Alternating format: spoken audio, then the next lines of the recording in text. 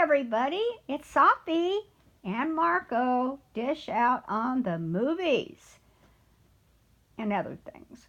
Today we are reviewing, for example, a trailer for the upcoming movie, The Irishman, directed by Martin Scorsese. It stars Al Pacino as Jimmy Hoffa, Robert De Niro as Frank the Irishman Sheeran, a famous hitman who claims to have killed Jimmy Hoffa, Joe Pesci, and Harvey Keitel. I don't know the names of the characters who Pesci and Keitel play.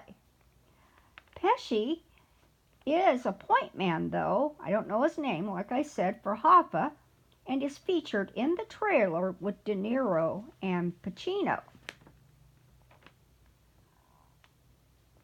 The Irishman is based on a book by Charles Brandt called I Heard You Paint Houses, which is about Frank Sheeran and his life as a hitman.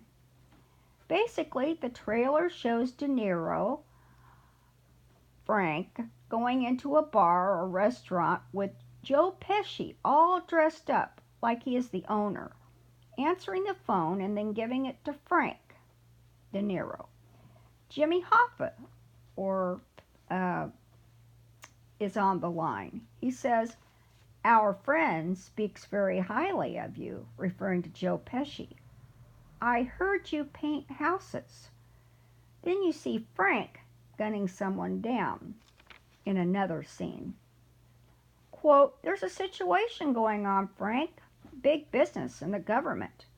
They're trying to pull us down." He continues, "I need things. They don't know I know." End quote. And campaign posters and bumper stickers for John F. Kennedy flash onto the screen. "Would you like to be a part of history?" Hoffa continues, to which Frank replies, "Yes, I would. Whatever you need me to do, I'm available." Go ahead, Marco. Oh, you're done now? Okay. I thought the trailer was a great trailer. It didn't really show its budget, which a lot of Netflix movie trailers, you watch the trailer and it just screams low budget to the point of where basically you can tell all the budget was spent on getting these celebrities to be in the shitty movie. But with this movie, it had a great production value, and it looked like a Scorsese movie the way it was shot and everything, and the sets. There are a lot of darker sets, a lot of restaurants and stuff like that, and slick hair, and all the things you like to see in a Scorsese movie. The thing that I actually liked most about the trailer was Joe Pesci, because I want to see him in more movies. Of course, I think he said in an interview he refuses to work with any other director besides Scorsese, which is unfortunate because that's something that professional actors don't do. They don't just limit themselves to one director. But it would be nice to see him in this movie and then in more movies in the future, if possible. And that's really what I loved about the trailer. I can't really say anything else. It was a nice trailer. It wasn't horrible like that awful Mr. Rogers trailer, which I'll still stand by saying that was an awful trailer. And they definitely felt like a lot better portrayals than that awful Mr. Rogers impression that Tom Hanks was doing. Like, I really felt an authenticity from Al Pacino in particular. And so I'm excited to see Al Pacino's take on Hoffa compared to Jack Nicholson's take on him in that boring 90s movie about him. So I would give this trailer a B plus. The only thing that really pissed me off was at the end of the trailer, after the whole trailer's over. You know what I'm talking about, Sophie. Oh. There's this big N, and it's not the M word. It's the Netflix logo, and it comes up, and you know that's a bad sign. and then it says only in select theaters and on Netflix. And so great. Now we know that the next Scorsese movie is only going to be available to watch in select theaters.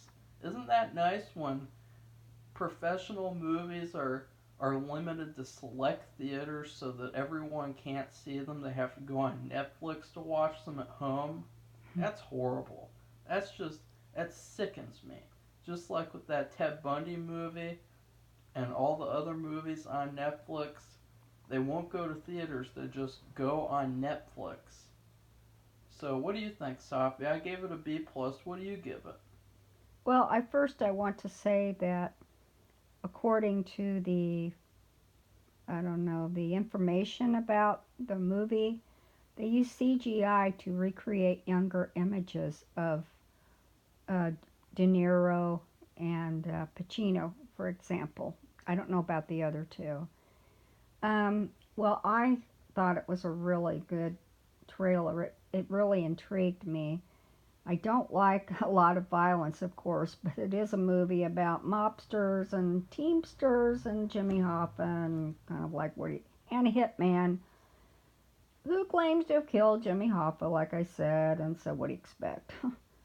And these actors, all of them, have played characters who in movies that are like, I mean, they're perfect. They played a lot of bad guys, mobsters and criminals, and And anyway, also I wanted to say I could not recognize Pacino's voice. It didn't sound like he usually does, and it just reminds me how good he is at recreating a character. And I liked it, and I gave it an A.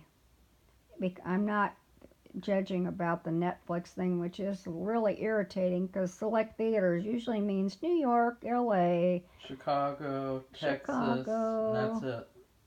And, not everybody can live in New York and LA, and, some of us live here in Ohio and so other places, and we can't go to those kind of cities just to see a movie, so we get to see Jeepers Creepers 3.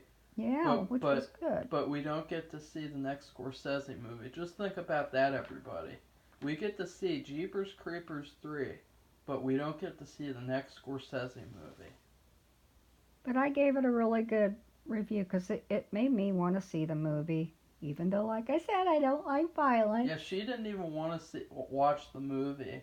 I told her about it. I said, this is going to be one of the movies we're going to review, and she was like, oh, I'm not going to watch that. Since I read a lot more than I watch movies, like a book a week, the book looks intriguing too, and I would like to read that. I don't know what to do though, whether to watch the movie first and then read the book, because I might do that, because usually what happens is the book is better than the movie. Not when you're dealing with Scorsese, though. Usually Scorsese actually takes the book and makes it almost better.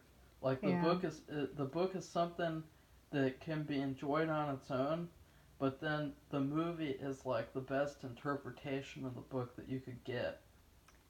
Perhaps. So we'll see. I'll think about it. But what grade did you give it? I gave it an A. Oh, and just an A? Not an A+?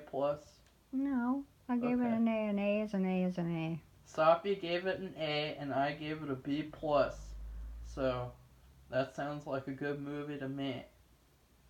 Okay, well, that's it. And, of course, we'll have more book reviews, more trailer reviews, movie reviews coming up, so be on the lookout. No, don't be on the lookout.